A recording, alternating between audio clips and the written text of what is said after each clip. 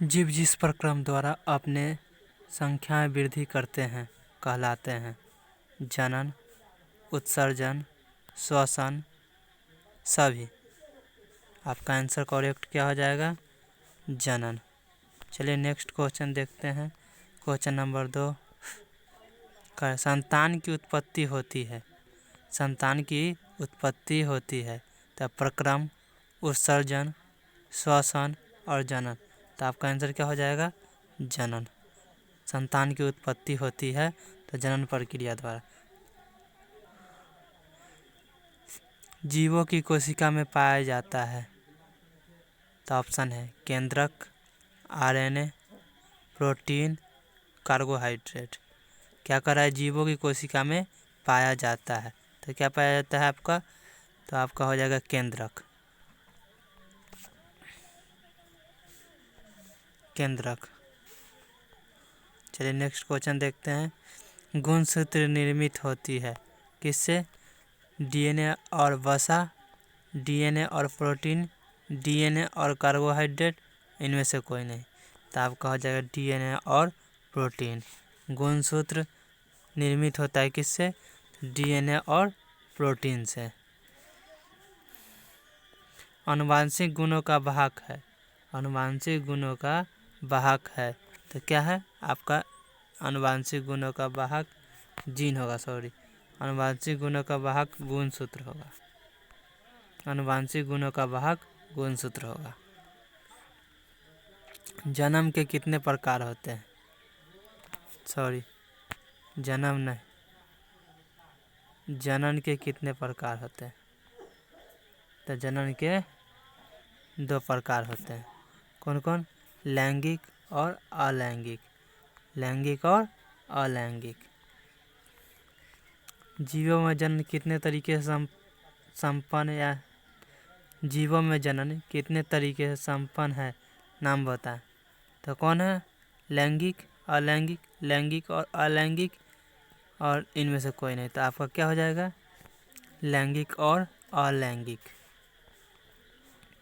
चलिए नेक्स्ट देखते हैं। अलैंगिक जनन में कितने जीव शामिल होते हैं? तो अलैंगिक जनन में आपका एक जीव शामिल होते हैं जिसमें दोनों मतलब नर और मादा दोनों का गुण होता है। चलिए नेक्स्ट क्वेश्चन देखते हैं। अलैंगिक जनन में भाग लेते हैं। अलैंगिक जनन में भाग लेते हैं शुक्राणु, अंडाणु, युग्मज, तीनों। तो आपका क्या हो जाएगा? शुक्राणु, अंडाणु, युग्मज और ये तीनों आ जाएगा आपका। अलैंगिक जनन में कोशिका विभाजन होता है समसूत्री, अर्धसूत्री, दोनों, और इनमें से कोई नहीं। तो आपका क्या हो जाएगा? दोनों। अलैंगिक जनन में निषेचन की जरूरत पड़ती है या नहीं? तो आपका क्वेश्चन है। तो अलैंगिक जनन निषेचन की जरूरत नहीं पड़ती है। जीवों में अलैंगिक जनन की विधियाँ कौन कौन सी है? तो विखंडन है, बहुखंडन है, बहुविभाजन है, मुकुलन है और बीजाणु जनन है। चलिए नेक्स्ट देखते हैं। विखंडन के द्वारा जनन करते हैं कौन सा जीव? तो एक कोशिकीय, दो कोशिकीय, दोनों, और इनमें से कोई नहीं। तो विखंडन के द्वारा जनन कौन करते हैं? तो एक कोशिकीय। अब करेक्ट आंसर कौन हो जाएगा? एक कोशिकीय। एक कोशिकीय जीव जीवाणु, अमीबा, पैरामीशियम, शैवाल और एगुलिना होते हैं। एक कोशिकीय जीव होते हैं कौन कौन?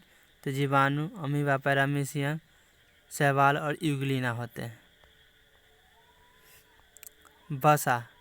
वैसा विभाजन जिसके द्वारा एक व्यष्टि को वैसा विभाजन जिसके द्वारा एक व्यष्टि से खंडित होकर 2 का निर्माण होता है क्या कहलाते हैं? एक खंडन या एक विभाजन, 2 खंडन या 2 विभाजन, 3 खंडन या 3 विभाजन, और नन। तो आपका क्या हो जाएगा?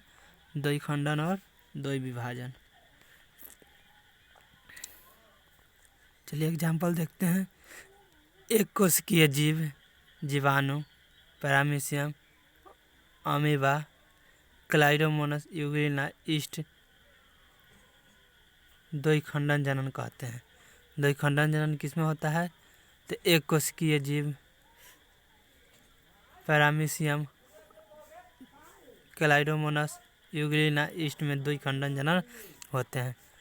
वैसा क्वेश्चन देखिए 17, वैसा विभाजन जिसके द्वारा एक व्यष्टि खंडित होकर अनेक व्यष्टि की उत्पत्ति करता है कहलाता है। एक विभाजन, दो विभाजन, बहुविभाजन, इनमें से कोई नहीं। क्या कर रहा है? वैसा विभाजन जिसके द्वारा एक व्यष्टि खंडित होकर अनेक की उत्पत्ति करता है। तो आपका क्या हो जाएगा? ऑप्शन नंबर सी, बहुविभाजन। ऑप्शन नंबर बी होगा द्विविभाजन। एक कोशिकीय शैवाल के सिरिया कोशिका का चारों ओर एक छोटी कंकरी मिट्टी का निर्माण करता है कहलाता है। तो क्या कहलाता है? शिष्ट, पुष्टि, दोनों, इनमें से कोई नहीं। तो आपका हो जाएगा पुष्टि।